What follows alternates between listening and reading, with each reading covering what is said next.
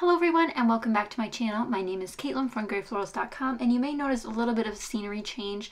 These next few weeks of videos will be varying in location.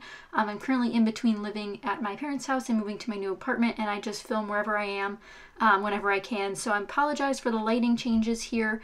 There's a little bit of a yellow tint, so just bear with me while I'm moving in this process. And I have some update videos coming, Q&As and stuff like that, so you guys can learn a little bit more about me and what's going on outside of scrapbooking in case you're interested. But today I'm working on a multi-photo layout, and I'm going to call this one Monumental History.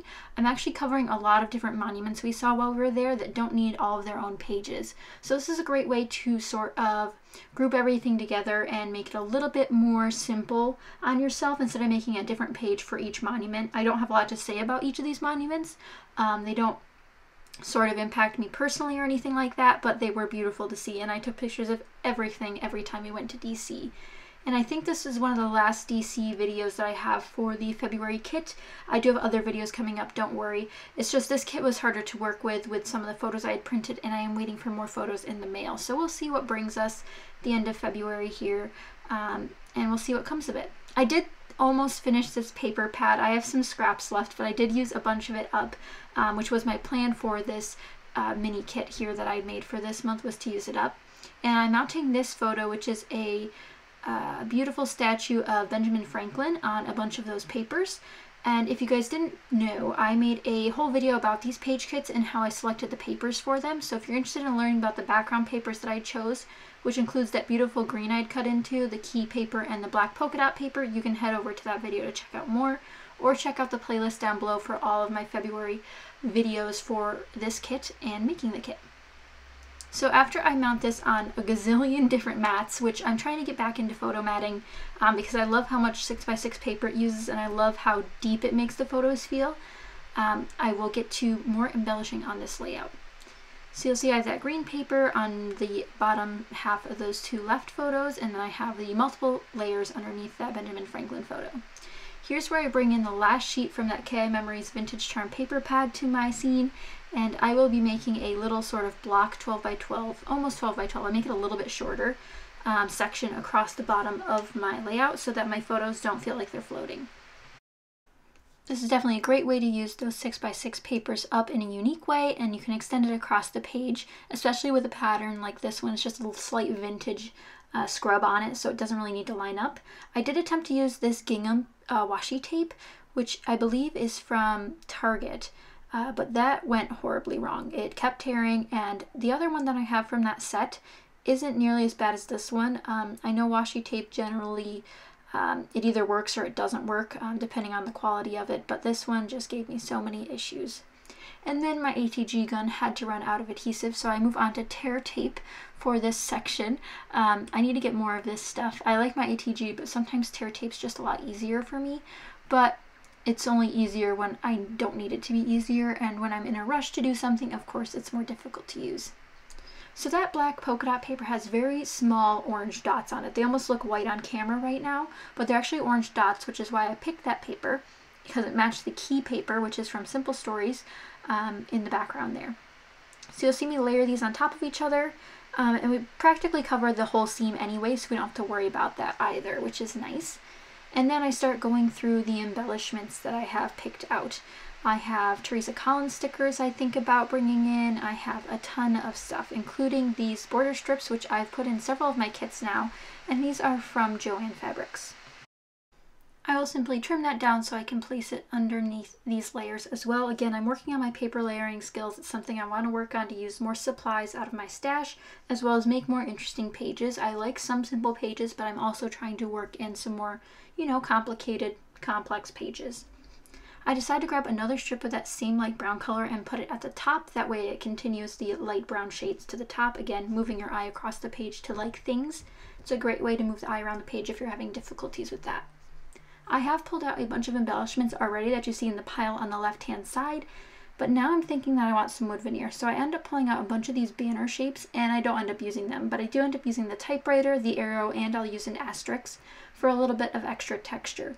Although wood veneer doesn't feel exactly a match because these are bronze and marble statues, I think it still has the element of the structure, the architecture. It sort of brings in that element without having to have marble or those other elements. Here I'm using some of the different pattern papers from the DCWV Tradewind stack that I included. Again, trying to use up my older supplies. As you guys know, this kit was chock full of older supplies. I mixed in some newer embellishments, but other than that, mainly older supplies.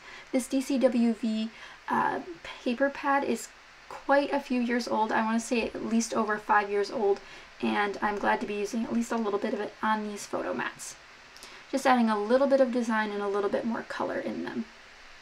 So here I glue down that little brown strip, and then I can start gluing down my photos to get this layout fully together. Once those are glued down, the layout comes together fairly quickly despite having some issues with the title, which you guys will see in a little bit where that issue comes in. But I think the main problem I have with this layout is the photos took up so much room. I knew I needed a small title and small clusters.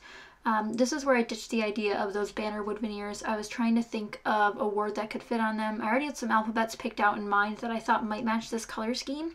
As you can tell in the key paper, there are a like ice blue, a maroon, a burnt orange, a pale like peach pink, and then there's also an army green and a dark brown color. So lots of colors to choose from, yet I was having a lot of issues finding one that would fit. But for now I work on a cluster in the top left corner and the bottom right, and then I also make a tiny-ish cluster with that wood veneer arrow that's beneath the left bottom photo. Other than that, not a lot comes out of this. It's not that many die cuts, it's not that many elements. It was mainly the title that gave me issues. I wanted to use these army green letters from Pink Fresh Studios' Boy Fort collection, which were not included in my kit, but I did pull out for this specific layout. As you guys know, I'm a big cheater when it comes to kits. I don't always force myself to use what I have, especially when it comes to titles. If I am dead set on a title, I do not want to change it. One other thing I decided to add sort of at the last minute here were these deep red photo corners. Now these aren't the exact match to that maroon shade, but it's more of a burnt red, which I thought still tied in with the layout colors, especially the layers behind the Benjamin Franklin photo. And I really liked how these turned out. These are some Heidi Grace things, Heidi Grace chipboard. That's how old they are. At least probably when I was in high school I bought these from Big Lots, back when Big Lots used to carry scrapbook stuff. Shout out if you remember when Big Lots used to carry scrapbooking stuff. That was a good time. They had some great deals on stuff back then. But now I'm moving on to the title. These are my beloved Pink Fresh Studio gold foiled stickers, and they're flat cardstock stickers compared to normal thickers that have a little, you know, oomph to them. These are flat, which I prefer for busier backgrounds, but it depends on my mood as such. But these do have a mirror finish to them, which I think is really eye-catching. And so I grab the letters for the word history, and those will go right above the photo here. And like I mentioned before, I have those Pink Fresh Studio stickers out for the first half of the title, which is Monumental. But when I go to put these down, I realize how busy the background actually is. I realize this color is perfect, but the background's way too busy for anything to be read on them. So I try a wood veneer banner, and then what I end up doing is cutting a piece of the scrap paper that I'd use for one of the photo layers. And so I'll put the stickers down first, and then I trimmed it with my trimmer, and then made a simple fishtail with my scissors to create a little bit of a banner. And I wish I put this on foam adhesive just to give it a little bit more dimension, but it works overall, and I just slide it under the photo layer so it's connected that way. Overall, this was a fun layout to make. I do add a couple of these Tim Holtz phrases, which I have been loving lately if you guys haven't noticed. It's just hard to find ones that start to fit as soon as you keep using them up, but ideally I could finish this booklet by the end of the year. I know it's high hopes, I'd have to use them on almost every layout or project that I make, but I think it would be fun. But I hope you guys are enjoying this process. I do finish the layout off with some beautiful sequins. Again, I use sequins on a bunch of my layouts now, mainly because I'm on Spiegelmom Scraps team, and I love the variety of sequins I can get in one package. So you'll see me pull out the Metallic Mess and Earthy Treasure, but Metallic Mess is the one I go with.